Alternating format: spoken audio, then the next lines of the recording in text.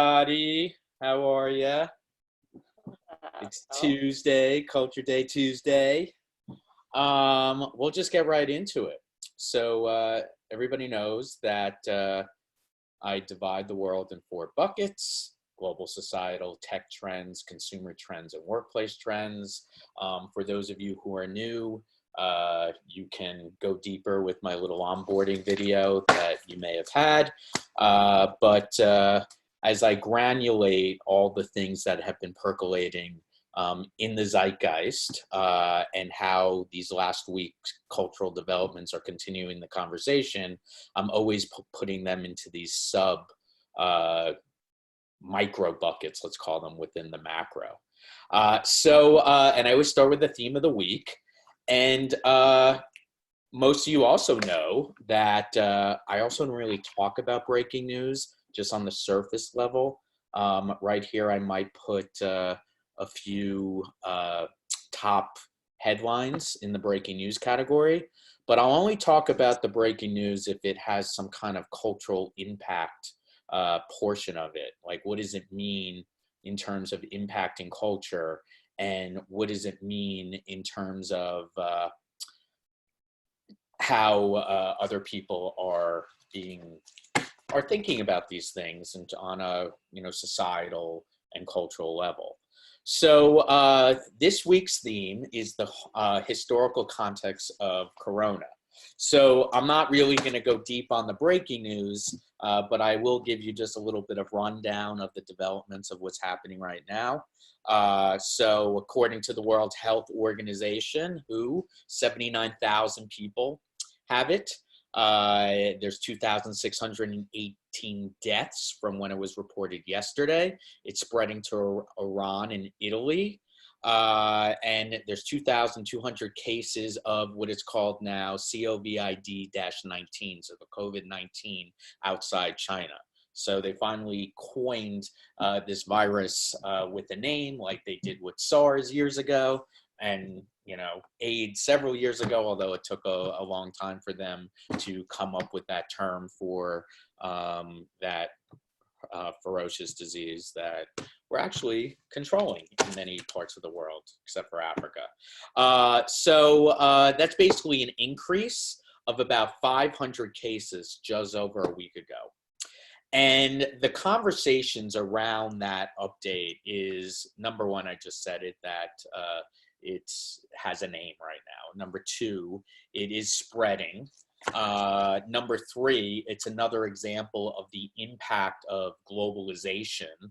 And, I've been using this term forever, called cultural diffusion, and how, our cultural capital is actually spreading to the rest of the world and impacting other people of other nations, as well as the epistemology or the cultural thinking from other nations are spreading to us and the rest of the world. So this is actually a tangible example of what I've been calling cultural diffusion over the years. So I want to just talk a little bit about why there is such discrimination right now. If you look at Italy, Fashion Week is actually happening right now in Milan, and here's a photo of Giorgio Armani's show, which if you haven't seen, is basically just his show without anybody actually in the theater, because people have been leaving Fashion Week, but also it's a signifier of how much impact this is having on the world. By the way, I just want to remind everybody just to be on mute, please, because we just heard that email ding, which is great, unless you want to interrupt me and ask a question, which you basically can do. So back to the coronavirus. So there was a piece here in the Atlantic Monthly, or it's not called the Atlantic Monthly anymore, it's called the Atlantic, and I'm just moving you guys over here, which is the headline right here: you're likely to get coronaviruses. But according to this piece, the outcome of what coronavirus is ultimately going to be, it's probably going to be containable, right? But containment is just basically a first step in responding to any outbreak, right? So even though it might be containable, right, and they're trying to do it in China in many ways that violate human rights, as well as ways that are actually smart and obvious in a way, that the possibility of preventing a pandemic simply can play out in a matter of days. But the other part about it is that, are we spreading so much misinformation about this disease, in the sense that, is it really that harmful to society? There are more people that have died from the flu. We saw how we kind of pushed back against SARS back in the day. But nonetheless, the virus has now reached 24 countries. And I showed the video a couple weeks ago about how drones are basically pinpointing or targeting people who live in China who aren't wearing facial masks or aren't staying in their particular territory. And now in the Hubei province, where there's most of the coronavirus is actually being contained or trying to be contained, they're testing people for fevers and looking for signs of the illness, and then sending all potential cases to quarantine camps. And, what's interesting about that is that that is an imperfect strategy, basically, because a lot of people who've been testing positively have not been showing any signs of having the coronavirus. The second part of the equation that's interesting is that some people aren't getting the symptoms, which has been mainly thought of as just being respiratory. Now people who are having nausea could also have the coronavirus.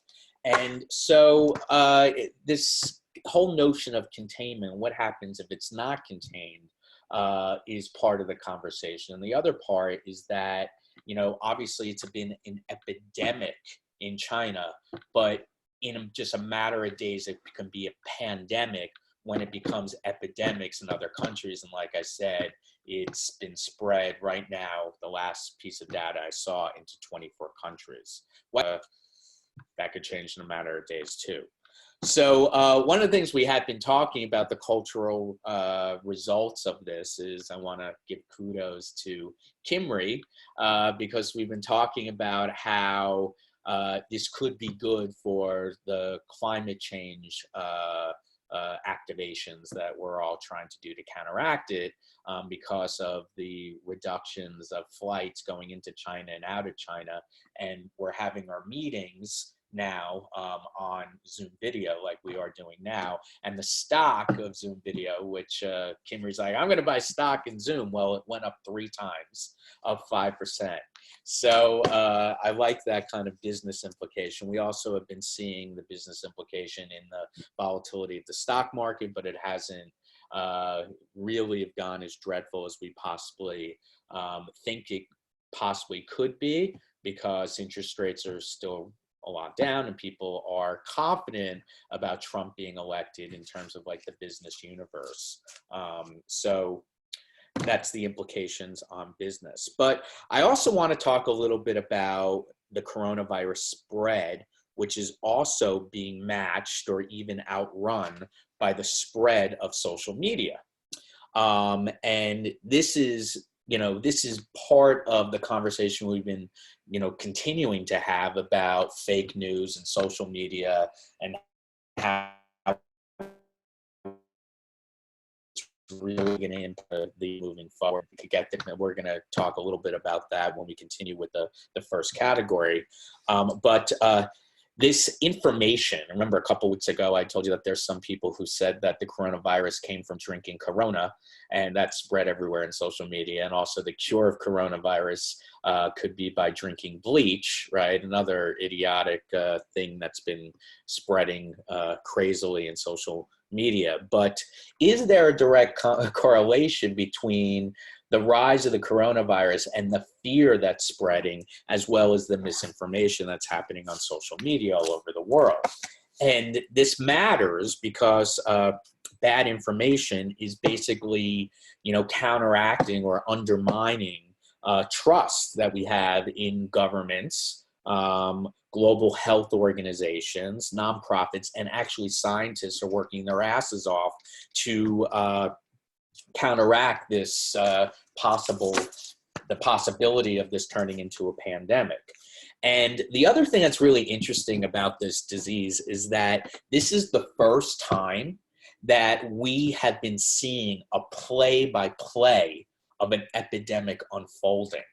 So yeah, like back in the day with SARS, remember, even though the Chinese government didn't tell anybody about it forever, that's a long time. But, you saw it on the front page of a newspaper, you heard about it on the nightly news, but now you have the possibility of seeing every single component to the development of this disease culturally on social media. And there are three main factors, according to Axios, that are driving this misinformation. Number one, people are trying to inform their friends and family without vetting the info. Like, oh my God, don't go to Japan now because it's all over the place. Like, they might hear it and they're targeting all their friends on Facebook, etc.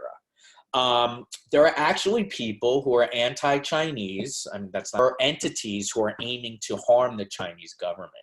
So in the same way that like Russia kind of used technology to impact our last presidential election and say that they're going to do it again in the future, people can use the same type of technology to basically go against China in terms of talking about the Chinese government and equating this to the dislike that they have of the Chinese government. And then the other factor is longer-term actors. This is a quote from the University of Washington professor Carl Bergstrom, says that, which basically is continuing what I just said, is that longer-term actors in the disinformation space that find this an extremely useful vehicle to undermine trust in governments, NGOs, and fact-based media, right? These include Russian and other trolls or bots that rile up anger and confusion. And so what is Twitter and Facebook doing about it? Well, they say they're trying to target and say they're basically trying to place this authoritative information up on the top. So like if you see it like in your trends, the ones that are more factual, but it's still pretty easy to go down the conspiracy rabbit hole.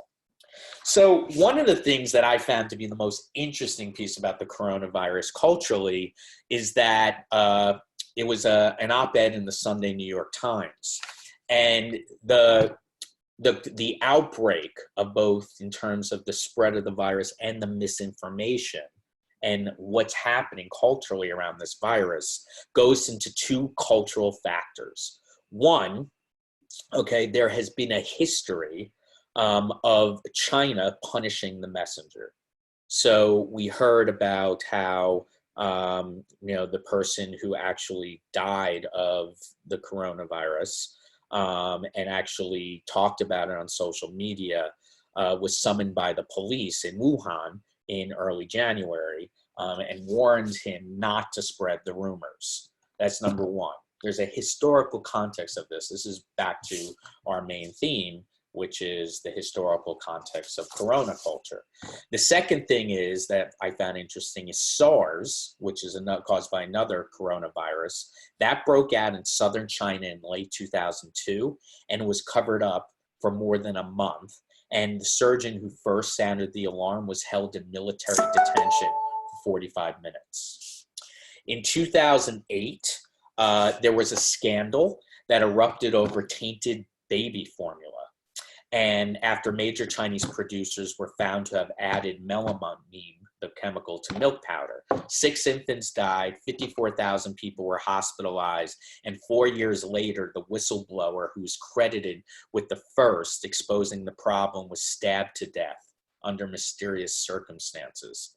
And then, just so you know, that this practice of punishing whoever brings embarrassing truths has been the order of the day since at least the time of Confucius. So if you think that this is really a cultural phenomenon of Mao or communist China, this was something that happened like in the 6th century BC. There's always been this act of preventing whistleblowers from spreading news. So the first factor of how to explain this outrageous dissemination of how we know about coronavirus and why it is such a main thing is because there has been a historical behavior of China basically preventing people from spreading the conversation. But now, because of social media, it's spreading at a lot more of a fast pace. So that's number one. The second cultural factor behind the epidemic are basically traditional beliefs, Chinese beliefs about the power of certain foods. So there's a Chinese eating culture called Jinbu, which means and this is like ancient, but a lot of Chinese citizens basically still believe in these ancient truths, which is Jinbu is really about filling the void. And, some are kind of folklorish, some are like according to this piece, esoteric. But this concept of Jinbu is a pervasive thing. And for men to fill up this energy void, which is usually related to sex and virility, and for women, it's stress, right? And the way that they counteract this is by replacing their blood. And there's a historical notion that if they replace their blood, that is women, it improves their beauty and improves their fertility. So the best way to replenish this void, right, to conduct Jinbu, filling the void, is to eat rare plants and wild animals. And so if you think about it in historical, men, for example, have eaten, snakes and penises of bulls or horses to increase their virility. At restaurants in major cities, bats are thought to be, a great source of both the coronavirus and the SARS virus, and said to be good for restoring eyesight. Animal species are basically called the sands of nocturnal shine. And gallbladders and bile have been harvested from live bears, and it's supposedly treats jaundice, and tiger bone is basically to treat to help you with or help men with erections. So it's snake meat, basically when it's stewed, can basically cure insomnia. So there has been this cultural collective consciousness of eating wild to cure diseases, and it's obviously not a modern thing. And this author basically says that quote, there are so many reasons to say that the current outbreak of COVID-19 has been aided by two fundamentally Chinese cultural principles, basically hampering the whistleblower, to Jinbu, which is to fill the void through wildlife. But it may be, scary to hear, and maybe even offensive in a way. But this writer of the op-ed says it's really important to investigate all the causes behind a deadly epidemic, whatever their nature, because if we don't, we will only be inviting the next one. So, I read that and I'm like, is this just promoting the prejudice and the discrimination against China, right? We've been talking a lot about having empathy for these people because it's getting worse and worse and worse. But I'm trying to see it. Where is it? Right here. Just so we know who it is. Here we go.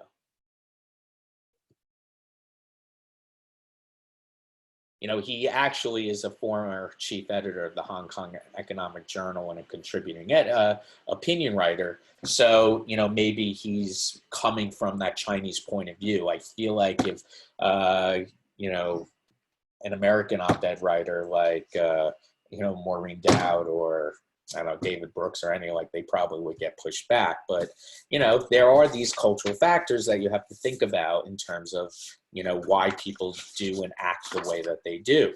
The other, and also fear, obviously. I wanted to jump to in terms of this cultural notion of discrimination. And I know I'm spending a lot on this topic. I just think it's really important to understand the coronavirus, not just in terms of what we're hearing, but the cultural implications and how it got to this. And when you are brands, because many of us are brand people on here, or salespeople, B2B, you know, everybody has relationships with China right now. We know that the trend of the CEO or the brand as global leader, you know, this is a big conversation, not just hampering their business like Amazon is getting screwed. They're really worried about Prime Day. We know what's happening with Apple. I think Nike basically shut down their plants there. You know, this is a bigger thing than just knowing that there's this disease. Like, why is this conversation impacting us in such a visceral level and making us act upon fear when we have seen SARS and we've seen Ebola? I mean, it was fearful, but there are ways to adjust to it and think of it in terms of humanity as opposed to selfishness and our own reduction of business and fears of getting it. Italy, obviously, is not a great example of that. A lot of prejudice has been shown against Chinese and Asian communities. They've been targeted by boycotts, threats, and even violent attacks. And they're closing their harbors to migrants from African countries too. And I think there's only 2 cases in there. And this piece that I read, forgot where I read this one, but it's in Slack and group class mentions, is that there's also been a history of Italians blaming other people for plagues that came to their countries. Again, historical context. So like in the 17th century, the plague tore across Italy. And you know, basically in the 1300s, people who were into witchcraft were blamed for spreading the plague. And then in the 14th century, you know, the first to be targeted in the mid 14th century were Jewish communities who were, you know, blamed for the spread of the disease. And then in the last 2 centuries, there were people going around with vials filled with plague spreading oils, and they were basically persecuted against.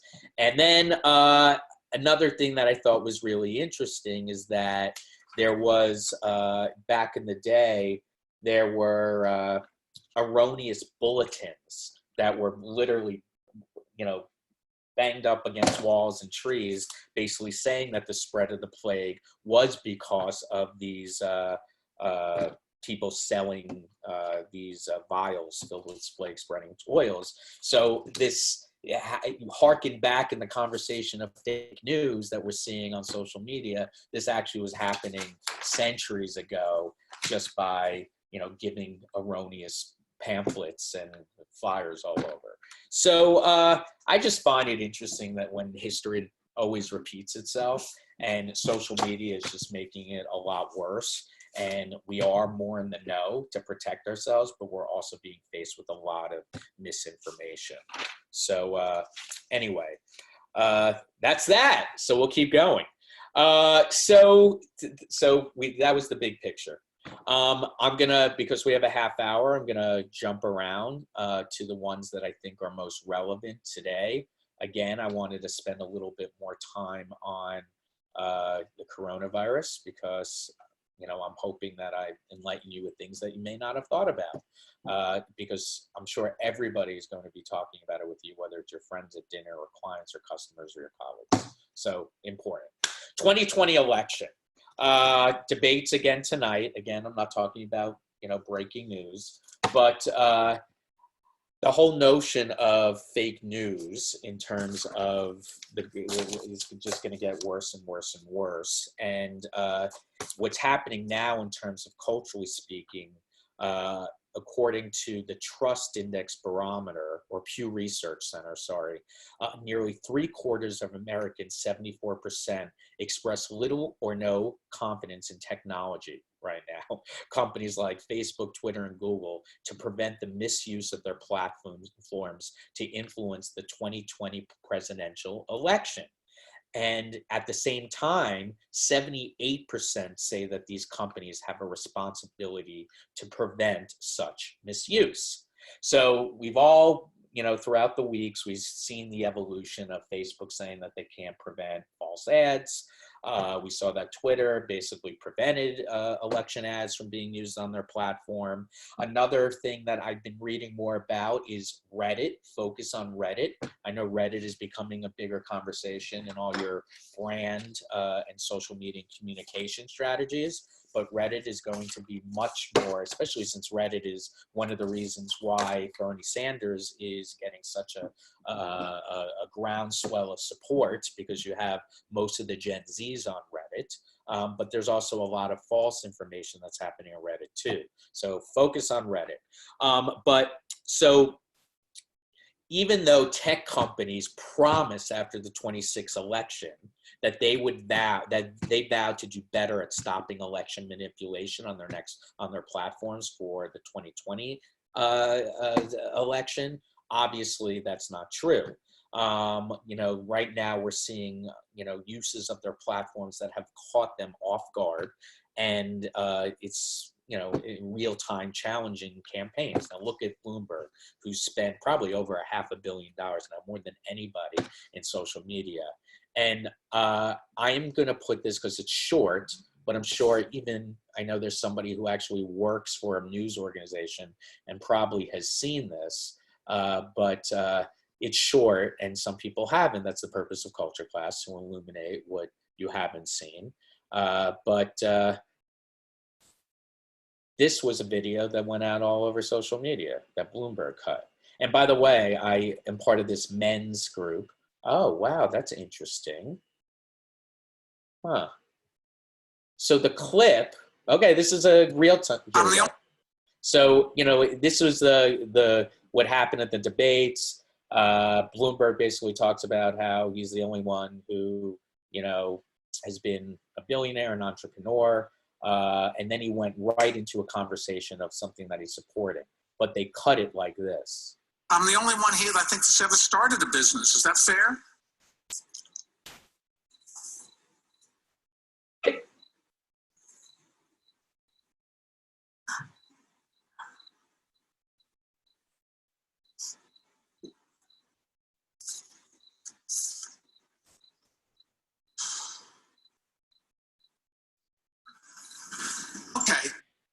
And this is what really happened. I was going to say, look, we maybe want to talk about businesses. I'm the only one here that I think that's ever started a business. Is that fair? Okay. What we need is, I can tell you in New York City, we had programs, there are mentoring programs for young business people so they can. Crazy, right? So is that fake news, you think? Well, another thing that's happening right now is that regulators are starting to say that, by the way, here's a poll as college students. I just thought I'd throw that in there. And this is what we just talked about. But yeah, so, we talked about how Instagram influencers are being paid by Bloomberg to post memes everywhere, right? But now they're basically Facebook is requiring, who owns Instagram, to say that it's a sponsored post. So they're paying influencers to say, oh, vote for Bloomberg, right? But they're being required to say that it's sponsored. So these platforms are trying to, prevent the craziness that's about to happen. Twitter suspended 70 pro-Bloomberg accounts on Friday for violating its platform manipulation rules. And a Twitter official told the Washington Post that his heavily be labeled as false under its new manipulated media policy. So everybody, you saw that what Bloomberg's, campaign actually did, which is obviously crazy. And I know somebody who's actually working for Bloomberg's team who basically has more digital media people on his team than like Target. So it's kind of crazy. So that's the cultural impact of what I'm seeing in terms of the election. And Trump is now like to counteract and to butt heads with Bloomberg, and that social media war continues.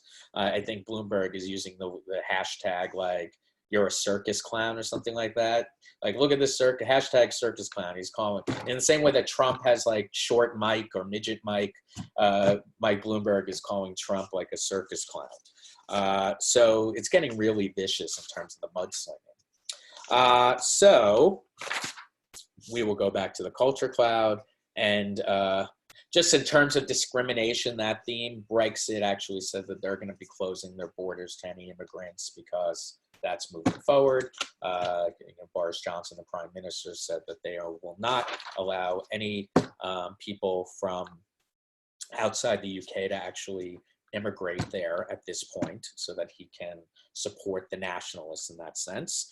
And then just in terms of India, Trump was greeted with such, where is this, positivity by Modi.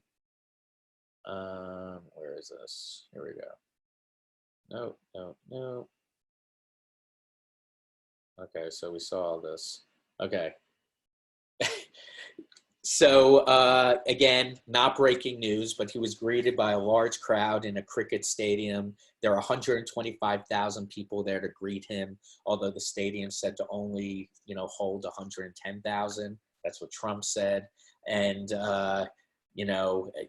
the thing that is important that's not really being said is that, okay, so they made a big trade deal, right? India will buy $3 billion worth of military equipment from us.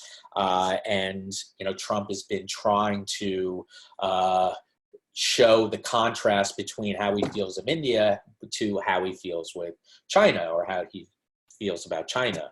And no better time to do this than to do it while the coronavirus is being spread through information and biology throughout the world. He said that India and the United States are making tremendous progress on this deal. And basically, he even went to Gandhi's memorial, and all these basically press. Here's that image of the stadium. But what's not being said is that they are both very prejudiced against Muslims. We talked a lot about how Modi has been cracking down on, Muslims who are fighting against the Hindus. And the thing that's fascinating to me about that is that, or scary, is that there was actually a protest, mainly by women, against what India is doing to push back, Muslim culture. And they didn't want to make a big thing about it because they didn't want to ruin this trip with Trump. But they did say that in any day now that they are going to crack down on the protest right after Trump leaves. So that's something that's not being said in terms of, yes, they did this great, trade thing, but in terms of India's Muslim roundup, that has been heavily criticized across the world, and especially in citizen law, nothing was said about that. It's kind of like when Trump did the Muslim ban, to prevent people, from different countries coming into the United States. So maybe that's why they're best friends. Okay, so that's global societal issues, and how is that impacting our view of the world and as brands and everything. So we talked about trust in technology, that 78% don't trust technology in terms of the election.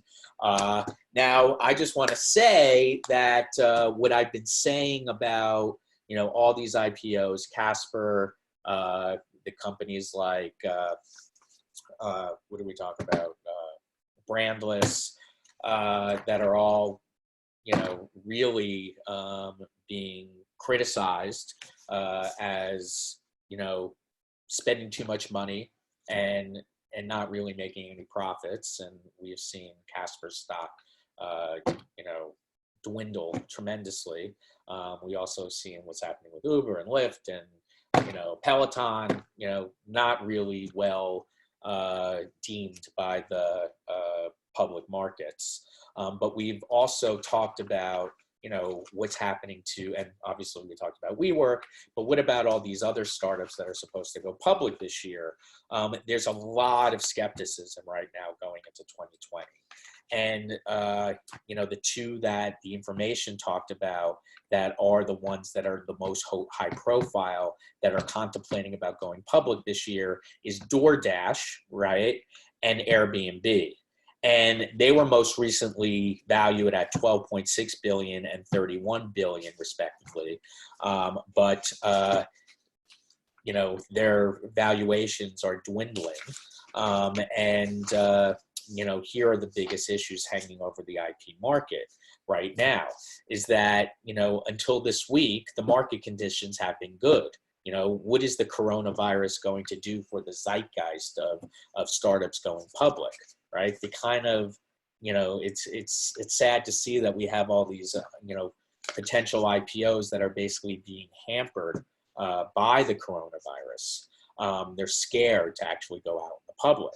The other thing is that most companies will want to go public by the summer because closer to the November election and the possibility that voters could remove President Trump, under whom the stock market has soared 63%, the market is likely to get more volatile. The only ones that seem to be, interesting to a lot of investors are the B2B startups like Zoom, right, which we talked about.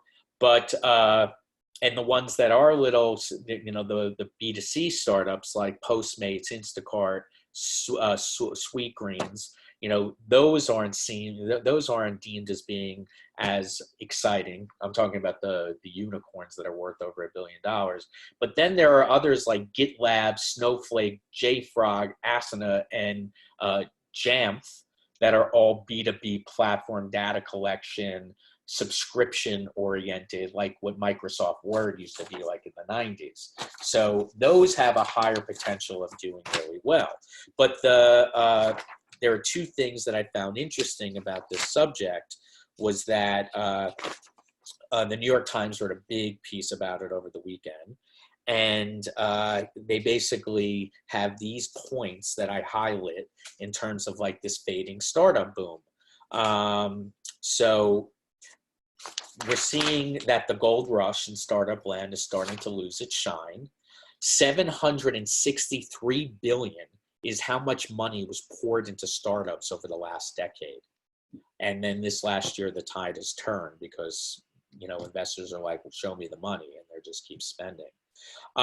2,215 startups raised money in the last 3 months of 2019. This is the fewest since 2016.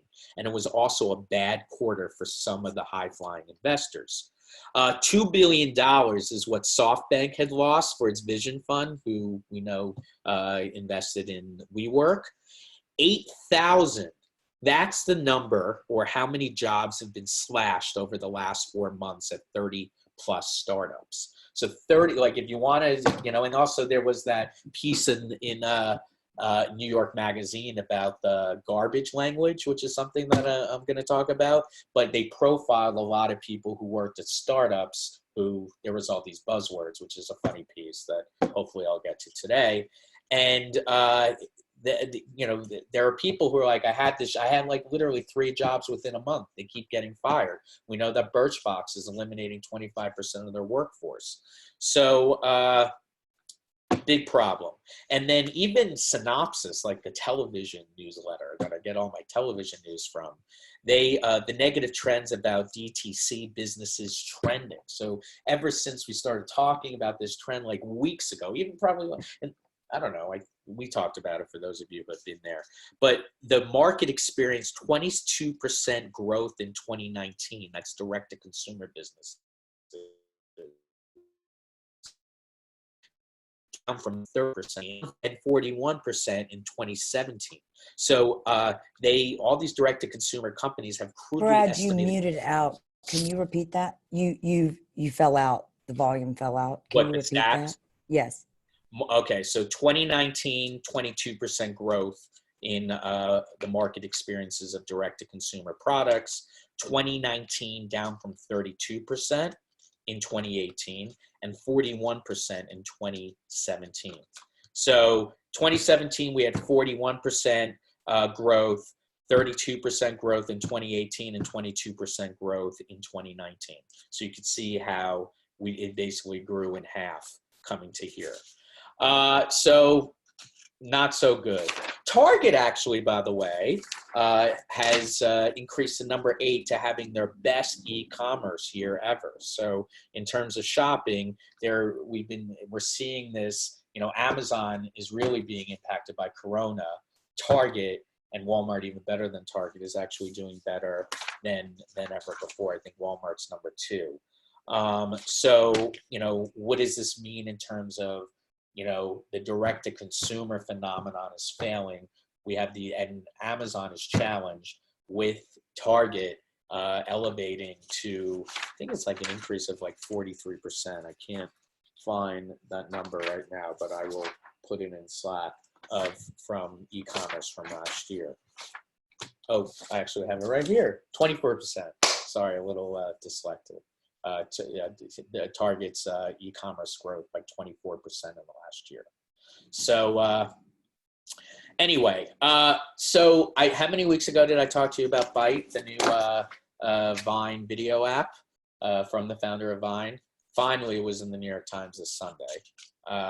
And the next one that people are starting to talk about that we should look into is Kuaishou.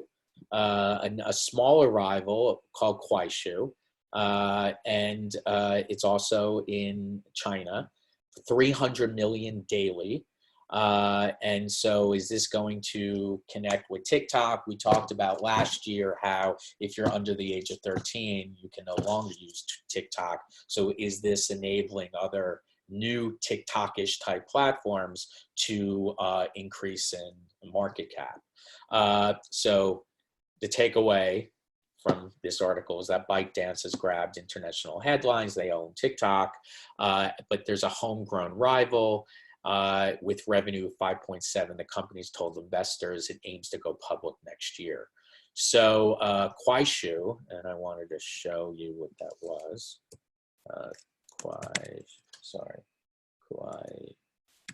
Kuaishou.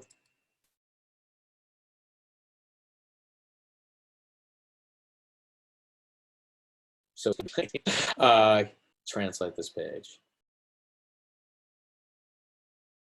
So it seems like it's more like premium video. So like think TikTok that looks a little bit better and is trying to get like more of like a cooler audience than the audience that we've been talking about TikTok, and more real life stuff. So I want to go deeper next week on Kuaishou. But that's something that we should know about, and everybody in every business, and even in news, is that another source or another medium of distribution. Okay. So we're in our favorite part of which is consumer trends.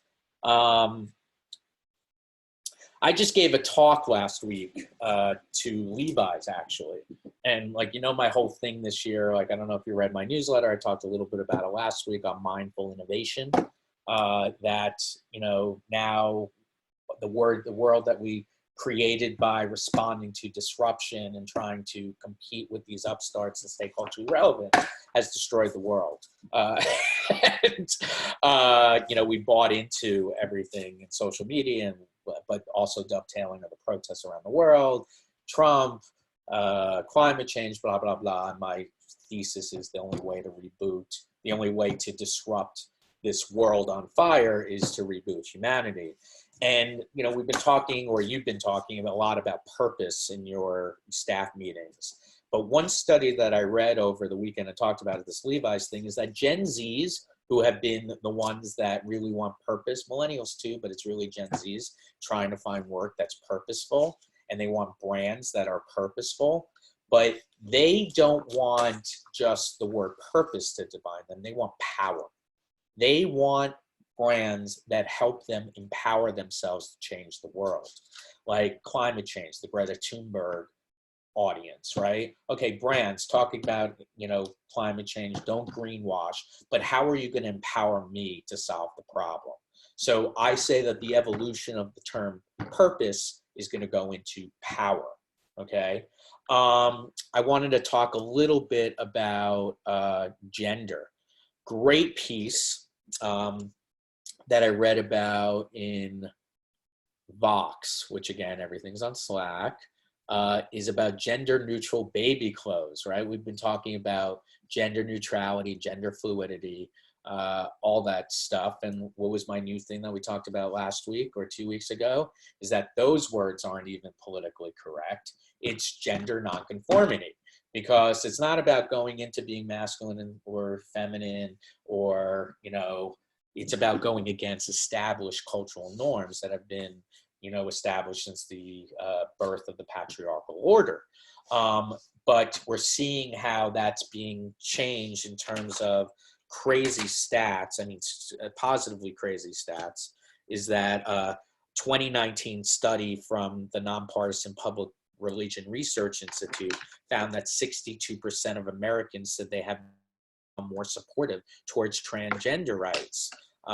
And so this has created a culture of parents worrying about forcing a gender identity on a child. So there is a movement of families saying that we shouldn't, define our babies, through the clothes that they're wearing. So, and to project this notion onto them. Okay, so there's a group of new parents that are fueling a backlash to this hyper-gendered world of newborns, right? And so they're wanting to because they don't want genderized clothing, because they want to reuse infant clothes for future children who could be of either sex. They don't want to advertise a love of trucks their infant almost certainly doesn't have. They are kind of like finding this infant clothes genderized tasteless. They feel uncomfortable enforcing gender norms today. And there are some gender neutral items on the market that they can require a huge amount of expert online shopping to find. So it's really hard to find gender neutral clothes or nonconformist clothes online. And when this reporter reached out to all the retailers, H&M, Uniqlo, what are you doing about gender neutral clothing? Target's the only one that responded. But the reason why I love this piece is because it talks about the history of how we got to gender neutral clothes today. You go back 100 years ago, and there weren't boy or girl clothing. In fact, they wanted every baby wore sort of like a dress, right? If you remember babies in cartoons like Sweet Pea from Popeye, you would see that they would all have these gowns and would prevent them from crawling, so that they wouldn't lose the momentum, or they wouldn't lose their babies to the outside world.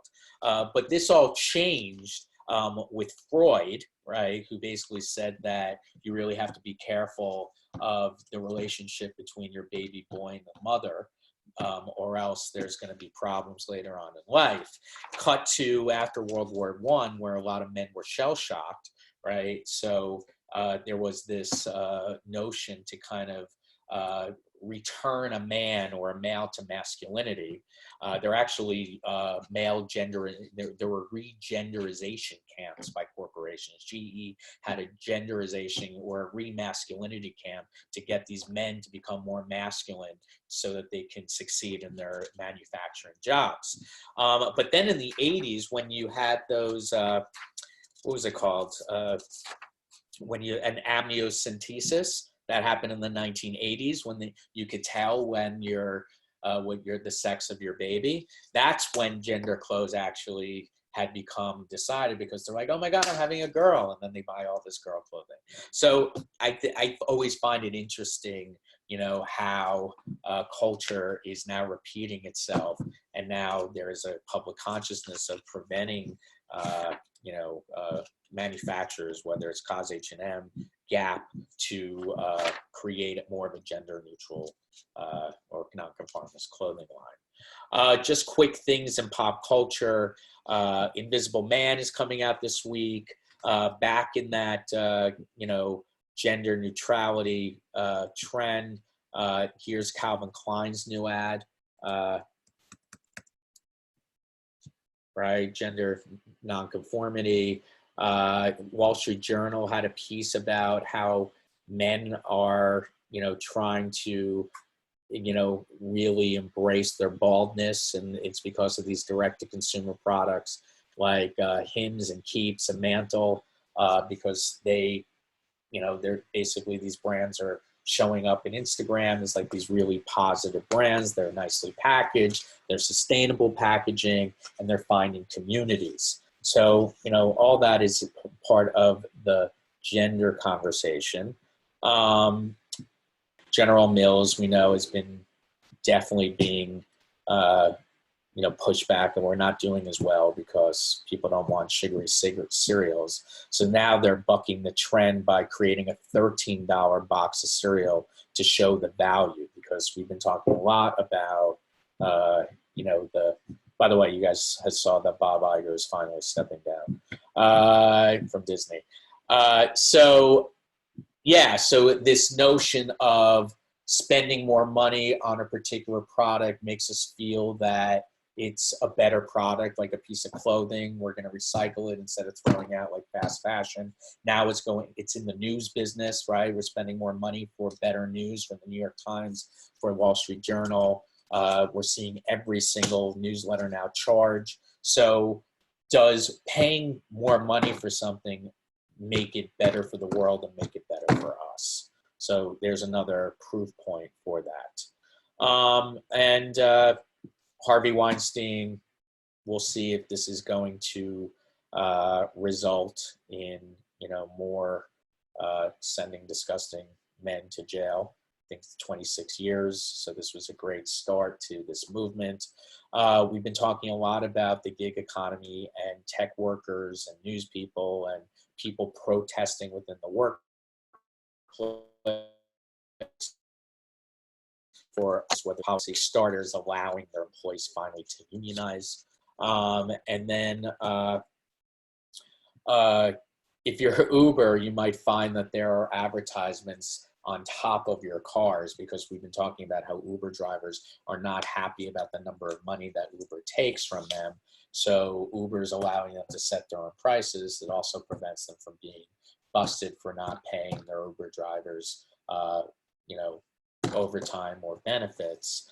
But a way that they can actually make extra money is by putting ads on top of their cars, just like taxis. I will end on this amazing piece that you should read. If you don't have time to read it, I'll give you the crux in one minute because we're out of time. But it's all about garbage language, which is a term that Anna Wintour talked about in Corporate Gobbledygook.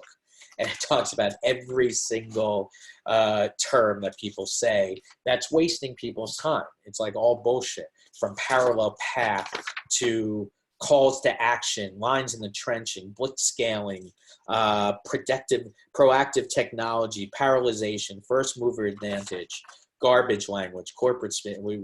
I talked about that. It's basically endemic to business, leverage, stakeholder value add. But is this really doing anything for our companies? In fact, maybe we shouldn't even have meetings anymore, because this is all the stuff that we're basically going to be talking about.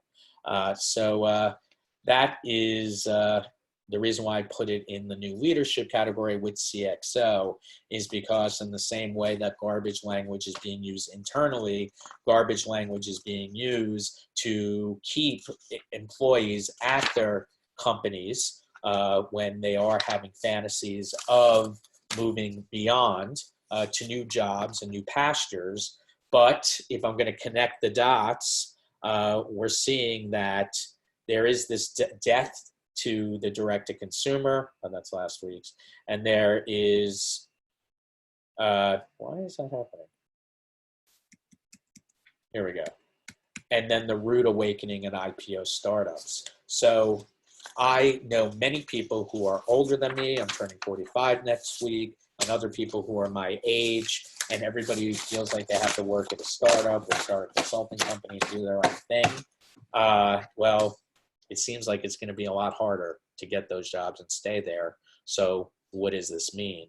And that dovetails with a very interesting piece that talks about in the Wall Street Journal, which CFOs have to adapt to workers negotiating for higher pay. So even though, okay, there's still this zeitgeist where people want to jump ship and go to the new company, but companies, corporations are trying to figure out how to retain these employees and keep them there. But pretty soon, you know, if there is a recession, right, which many investors don't believe that there's going to happen, and the fact that startups are firing people, will these corporations have more power and reversing this trend of CFOs adapting to workers negotiating for higher pays?